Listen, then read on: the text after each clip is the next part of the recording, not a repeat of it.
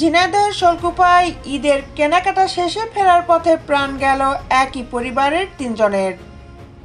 উপজেলা ভাটই বাজার সংলগ্ন তামাক সেন্টারের সামনে মহাসড়কে ট্রাক মোটরসাইকেলের মুখোমুখি সংঘর্ষে স্ত্রী সন্তান সহ নিহত হয়েছেন গোলাম মোস্তফা নামের এক ব্যবসায়ী।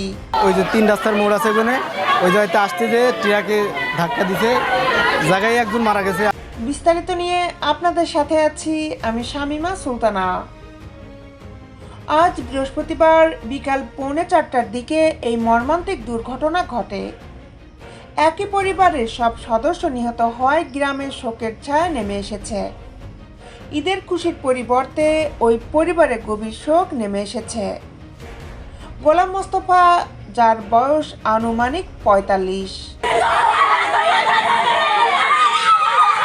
4:30টার দিকে প্রত্যক্ষদর্শীরা জানায়, ঈদের কেনাকাটা শেষে ঝিনাইদহ শহর থেকে স্ত্রী সেলিনা খাতুন, যার বয়স 35, এবং 8 বছরের শিশু সন্তান মাহিমকে নিয়ে মোটরসাইকেল যোগে বাড়ি ফিরছিলেন গোলাম মোস্তফা।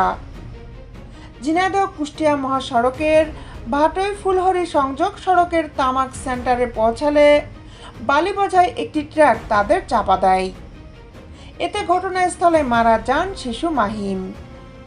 গুরুতর আহত অবস্থায় স্ত্রী সেলিনা ও স্বামী গোলাম মোস্তফাকে ঝিনাইদহ সদর হাসপাতালে নিয়ে গেলে জরুরি বিভাগের চিকিৎসক তাদের মৃত ঘোষণা করেন।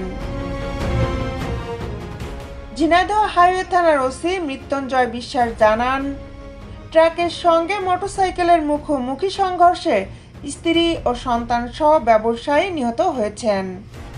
তাদের মৃতদেহ সদর হাসপাতালের মর্গে রাখা হয়েছে। তিনি আরও জানান, ট্রাকটি আটক করা হয়েছে, তবে চালক পালিয়ে গেছে। দেশ বিদেশের আপডেট নিউজ পেতে আমাদের সাথেই থাকুন। Justice television, Dhaka.